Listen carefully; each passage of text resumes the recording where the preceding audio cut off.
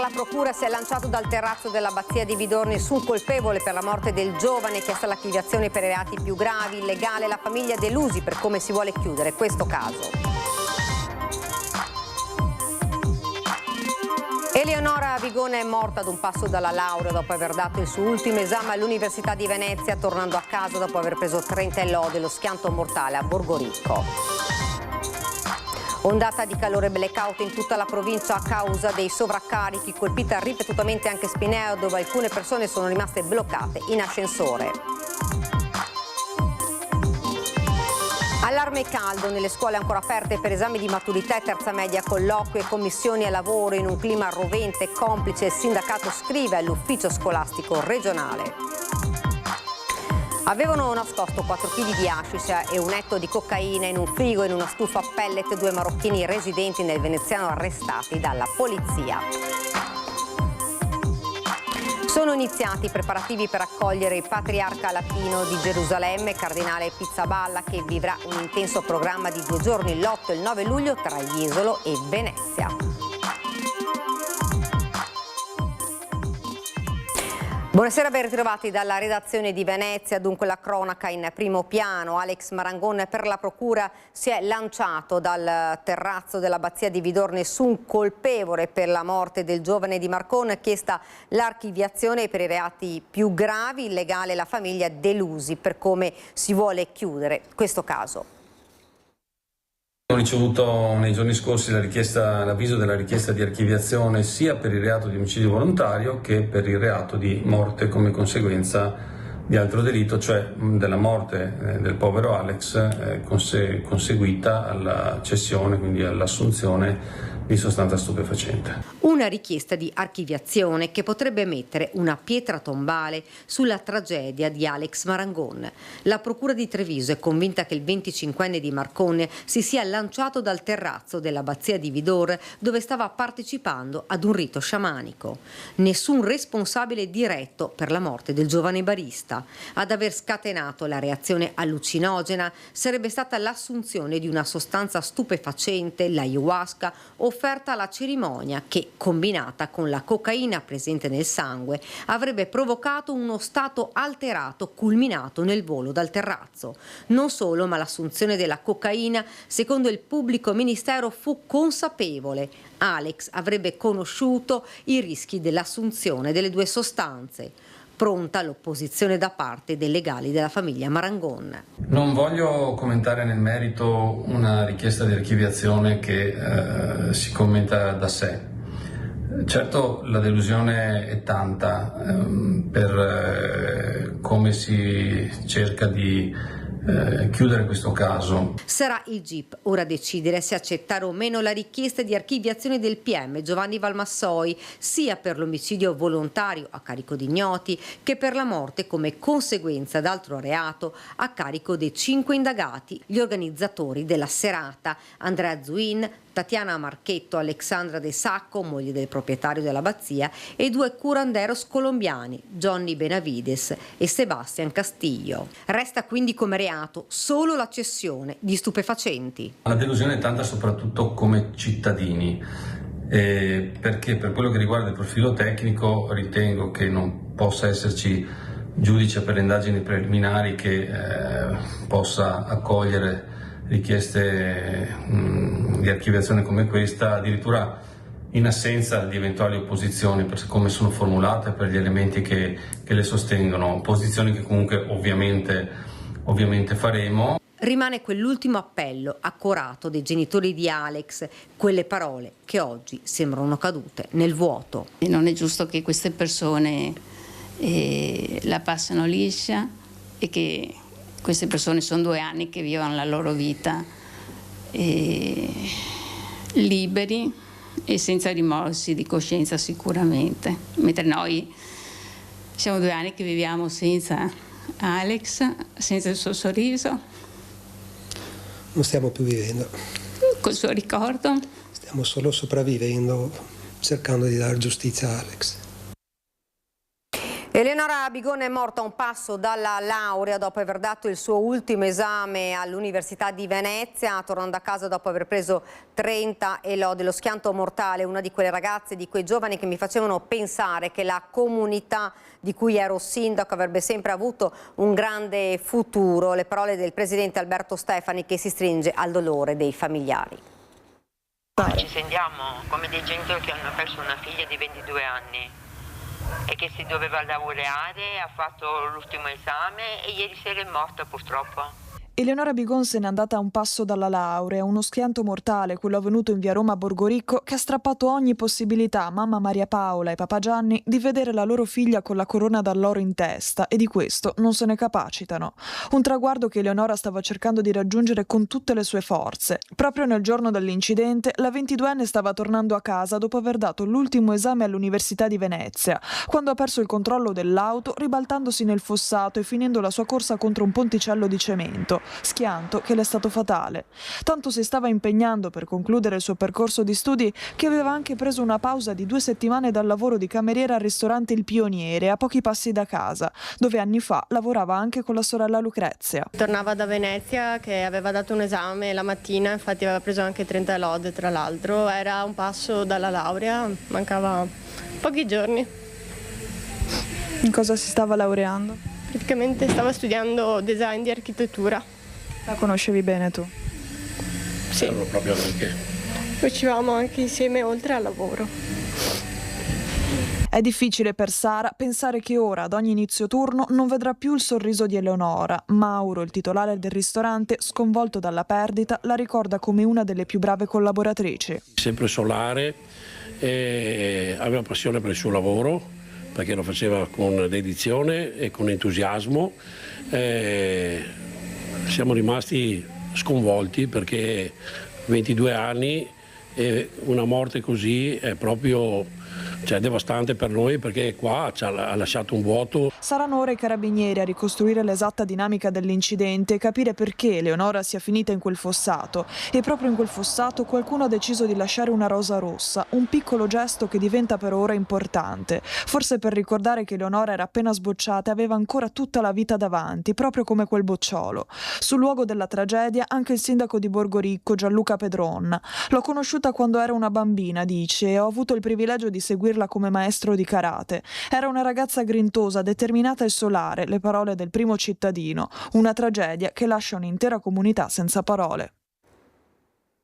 Ondata di calore, blackout continui in tutta la provincia a causa dei sovraccarichi, colpito ripetutamente anche il comune di Spinea, dove alcune persone sono rimaste bloccate in ascensore. È nell'attiva in anticipo il piano di interventi speciali per l'estate. Noi siamo in stretto contatto con Enel Distribuzione, la quale purtroppo vale per Spinea ma come per gli altri comuni di tutta la provincia, se non regione e se non a livello anche nazionale, che è un problema legato all'infrastruttura. Chiamate continue e richieste d'aiuto in una provincia in cui si sfiorano i 40 gradi e la temperatura minima non arriva a meno di 25. Si susseguono a macchia di leopardo sempre più diffusa i blackout dovuti al sovraccarico della rete elettrica. È successo a Jesolo, dove sono rimasti coinvolti diversi hotel. È successo a Venezia, in cui il blackout ha riguardato anche l'ospedale civile, e poi Chioggia, Mestre, Mirano, San Donà di Piave, Portogruaro e Spinea. Disagi ovviamente alle persone più fragili, basti pensare ai blocchi in ascensore delle persone magari anche anziane, problemi alle attività commerciali e problemi anche che possono sembrare più semplici ma anche da un lato anche economicamente complicati, che sono quelli delle interruzioni continue degli elettrodomestici, che adesso con tutta questa tecnologia rischiano anche di avere ovviamente creare dei danni. Temperature massime molto alte, parliamo di oltre 35 gradi, temperature minime sempre molto elevate, ma al di sotto dei 27-28 gradi, e assenza di precipitazioni per lunghi periodi non permettono ai componenti della rete elettrica, soprattutto ai componenti interrati, di smaltire correttamente il calore, e quindi questo genera sostanzialmente dei disservizi. Quando si verifica uno di questi fenomeni, di rialimentare i clienti con delle operazioni da remoto con le nostre cabine secondarie telecontrollate. Interventi continui dei tecnici Enel sulle reti colpite più o meno pesantemente, attivato in anticipo il piano speciale di interventi e monitoraggio. Noi ci prepariamo specificamente sul piano estate per tenere sotto controllo il pieno funzionamento della rete, quindi la rete nella sua massima efficienza. Facciamo un ciclo di ispezioni dedicato prima del periodo estivo. Prevediamo l'allerta delle squadre operative, quindi con un rinforzo del nostro presidio di reperibilità H24, il rinforzo del personale anche delle nostre imprese appaltatrici e la predisposizione di una flotta anche di gruppi elettrogeni e power station che possiamo utilizzare per le situazioni più gravi. Il problema di fondo è la mancanza di investimenti in una infrastruttura. Il paradosso è che ci vengono chiesti degli interventi corretti, giusti, di ecosostenibilità, installazione di pannelli fotovoltaici, quella che è la transazione verso appunto l'elettrificazione, quindi abbandonare le fonti fossili, ma ci troviamo purtroppo con una infrastruttura debole che necessita di importanti investimenti.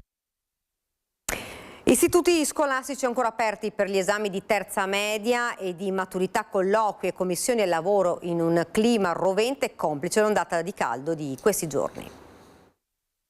Le temperature eccessive hanno trasformato le scuole in veri e propri forni perché non ci sono abbastanza impianti di aria condizionata, di ventilatori. Abbiamo fatto segnalazione al Ministero dell'Istruzione, abbiamo fatto segnalazione all'Ufficio regionale scolastico, chiediamo interventi urgenti. Ci sono gli esami di maturità in corso, le prove scritte sono state appunto fatte con temperature eccessive. Termometro a quasi 40 gradi nelle scuole venete dove sono in corso gli esami di terza media e di maturità e dove molti dirigenti hanno provato a correre ai ripari con l'uso di ventilatori. Numerose le segnalazioni arrivate anche al sindacato ANIF Veneto da parte di docenti e personale scolastico costretti a lavorare in condizioni climatiche impossibili, edifici inadeguati a fronteggiare l'ondata di caldo, da qui la richiesta del sindacato che richiama il rispetto delle norme previste in materia di sicurezza e salute nei luoghi di lavoro, evidenziando come le istituzioni scolastiche siano tenute a valutare e prevenire anche i rischi derivanti dalle condizioni microclimatiche e dallo stress termico. Nella lettera inviata all'ufficio scolastico regionale, ANIF chiede un monitoraggio immediato e nei casi più gravi la possibilità di adottare misure straordinarie oltre all'avvio di un piano strutturale di interventi. Ci sono collegi docenti, ci sono riunioni, ci sono scadenze che in questo momento i lavoratori e le lavoratrici della scuola stanno affrontando con temperature insopportabili all'interno di strutture vecchie e inadeguate all'emergenza caldo che stiamo vivendo. Momenti di tensione nella notte nel centro storico di Venezia per una rissa scoppiata tra 5 giovani tra la zona di Rialto e Campo San Polo. In un video che sta registrando in queste ore una grossa diffusione tra i cellulari dei veneziani si vedono alcune fasi della rissa, quando secondo una prima ricostruzione 2 ragazzi si erano rifugiati dentro un negozio la cui porta d'ingresso viene presa a calci e colpi di bastone da uno degli altri 3. Il rapido intervento della polizia locale e dei carabinieri ha portato all'identificazione e alla denuncia per rissa dei 5 giovani, nessuno dei quali è rimasto ferito. Avevano nascosto 4 kg di hashish e un etto di cocaina in un frigo e in una stufa a pellet i 2 marocchini arrestati dalla polizia di Padova. È nata da un controllo su strada l'operazione che ha portato gli agenti della squadra mobile di Padova all'arresto di 2 cittadini marocchini, un 42enne incensurato e regolare in Italia e un 37enne, entrambi residenti in provincia di Venezia. Il 42enne è apparso molto agitato mentre gli agenti gli chiedevano i documenti, per questo si è proceduto a un controllo più accurato. L'uomo viaggiava in auto con una busta con 6.000 euro in contanti di cui non riusciva a spiegare la provenienza e aveva tentato frettolosamente di cancellare alcune foto dal suo cellulare. Risaliti agli appartamenti in uso al 42enne e a un 37enne trovato sul posto, i poliziotti hanno scoperto nel frigo 8 panetti di hashish per un peso complessivo di circa 4 kg e nascosti nel serbatoio di una stufa a pellet 59 involucri di cocaina per un peso di 80 grammi. Dagli armadi della casa sono inoltre saltati fuori pacchi di banconote nascoste in sacchetti per un valore di oltre 108.000 euro. Per entrambi è scattato l'arresto. Il questore di Padova, Marco Dorisio, ha disposto la revoca del permesso di soggiorno per il 42enne e l'accompagnamento al centro per il rimpatrio del 37enne. Sono iniziati i preparativi per accogliere in città il patriarca latino di Gerusalemme, cardinale Pizzaballa, che vivrà un intenso programma di 2 giorni, l'8 e il 9 luglio, tra Jesolo e Venezia. Lo aveva promesso il patriarca di Venezia, Monsignor Francesco Moraglia, ed ha mantenuto la parola. Mercoledì 8 e giovedì 9 luglio, prima Jesolo e poi Venezia Centro Storico, nel territorio del Patriarcato di Venezia, riceveranno l'attesa e gradita visita del cardinale Pierbattista Pizzaballa, patriarca latino di Gerusalemme. Sarà una 2 giorni molto intensa di preghiera e aiuto concreto per la Terra Santa. Mercoledì 8 luglio, dopo il saluto istituzionale alle autorità civili e militari, la mattinata dell'arrivo, la prima giornata proseguirà a Jesolo. Qui il cardinale Pizzaballa presiederà una Santa Messa solenne nella chiesa parrocchiale di Santa Maria Ausiliatrice, insieme al patriarca di Venezia Francesco Moraglia. In serata poi parteciperà a un dialogo pubblico in piazza Mazzini per testimoniare il dramma della guerra in Medio Oriente, l'impatto sui civili a Gaza e la difficile situazione delle comunità cristiane locali. Il giorno successivo l'appuntamento di fede si sposterà a Venezia nel complesso della Salute. Il programma prevede una celebrazione nella Basilica della Madonna della Salute, il santuario più caro ai veneziani, aperta a tutti i fedeli, oltre al clero e gli ordini religiosi, seguita da un momento conviviale con il seminario patriarcale e i sacerdoti. La visita, come spiega la nota del patriarcato, punta a rafforzare il legame e il sostegno della Chiesa di Venezia verso il Patriarcato latino di Gerusalemme, dando continuità alle iniziative di preghiera, pace e aiuto concreto già avviate in diocesi a favore della Terra Santa. Gli studenti dell'Università IUAV di Venezia hanno realizzato 17 progetti per il borgo di Vo Vecchio. Il progetto con IUAV nasce all'interno di un protocollo che viene ratificato da alcuni comuni del Parco Colli, ratificato dal Parco regionale dei Colli Euganei, e nasce dall'idea di poter far parlare il territorio con chi ha creatività, con chi riesce ad avere quello che è il patrimonio intellettivo e intellettuale. Sono quasi una ventina i progetti con relativi plastici realizzati complessivamente dagli studenti della Triennale in Architettura dell'Università IUAV di Venezia e rappresentano altrettante proposte per nuovi spazi dedicati all'educazione ambientale, al turismo lento e alla valorizzazione del patrimonio storico di Vo Vecchio. I ragazzi avevano come obiettivo quello di guardare ad un'area del comune di Vo, in questo caso, e riuscire a ipotizzare di realizzare piccole installazioni e nuove strutture che potessero rappresentare un elemento aggregativo per la comunità o per i visitatori. Questa volta si tratta di Vo, ma non è la prima volta che gli studenti dello IUAV sono stati chiamati a confrontarsi con progetti concreti per il territorio dei Colli Euganei. Col Parco Colli ci sono diverse collaborazioni che riguardano gli aspetti naturalistici, ci sono alcuni colleghi che guardano con attenzione gli aspetti del paesaggio, della botanica, della valorizzazione locale, c'è tutto il tema che riguarda anche per esempio il rapporto con l'economia termale, la valorizzazione dei luoghi termali, ci sono diverse ricerche che in questi anni hanno coinvolto i territori che convergono all'interno del Parco Colli. Ad osservare i plastici c'è davvero un'ampia gamma di soluzioni che si possono adottare. La presentazione dei progetti ha rappresentato il seminario finale del laboratorio d'anno terzo del corso di laurea triennale in architettura. L'auspicio è quello di poter individuare magari uno o più di queste piccole installazioni o uno dei progetti più impegnativi e trovare poi le leve finanziarie per poterlo realizzare sul territorio. Questo è il dialogo che ci deve essere tra università, istituzioni territoriali come in questo caso il Comune, il Parco regionale dei Colli Euganei e quello che può essere appunto uno sviluppo creativo di una rigenerazione urbana. Questo tipo di attività è preziosa sia per i comuni che ne beneficiano che per gli studenti, visto che consente di poter far riflettere i futuri architetti sulle potenzialità di un contesto di straordinaria bellezza. All'interno del protocollo d'intesa abbiamo lavato con diversi comuni, abbiamo lavorato con Galzignano Terme, abbiamo lavorato con Battaglia Terme, abbiamo lavorato con Arqua Petrarca, in quest'ultimo semestre anche con Vo, ma proseguiremo nei prossimi semestri con altri luoghi importanti dei Colli Euganei. A Spinea si apre un'estate di eventi, dal cinema alla letteratura fino alla riscoperta delle tradizioni vitivinicole del territorio.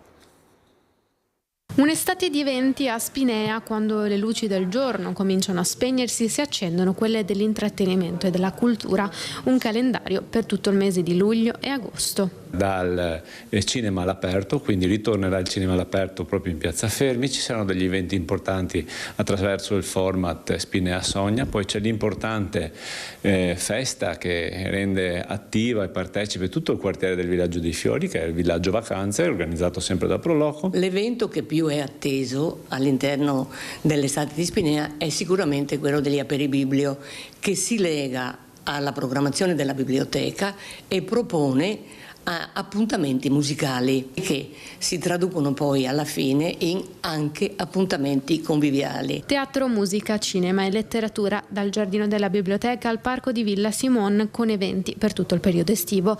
In programma poi a settembre la fiera di Santa Bertile e la Segra del Graspo de Ua, con un nuovo appuntamento, quello dei vini al Forte, che trasformerà Forte e Sirtori in uno spazio di degustazioni, incontri, laboratori e visite guidate, con l'obiettivo di promuovere la memoria vitivinicola locale. Dare vita alle serate estive del nostro comune, soprattutto per quei cittadini che purtroppo magari non riescono ad andare in vacanza. Grande successo ieri sera nella suggestiva cornice di Piazza San Marco per il concerto di apertura del Festival della Bellezza, affidato alla voce di Riccardo Cocciante, un evento sold out nel quale il cantautore ha viaggiato attraverso decenni di carriera, costellata da canzoni senza tempo. Domani sempre a San Marco il concerto di Andrea Bocelli, lunedì 6 giugno il rock di Edoardo Bennato. E questa era la nostra ultima notizia, ora la sigla, poi le previsioni del tempo. Grazie per averci seguito, buona serata.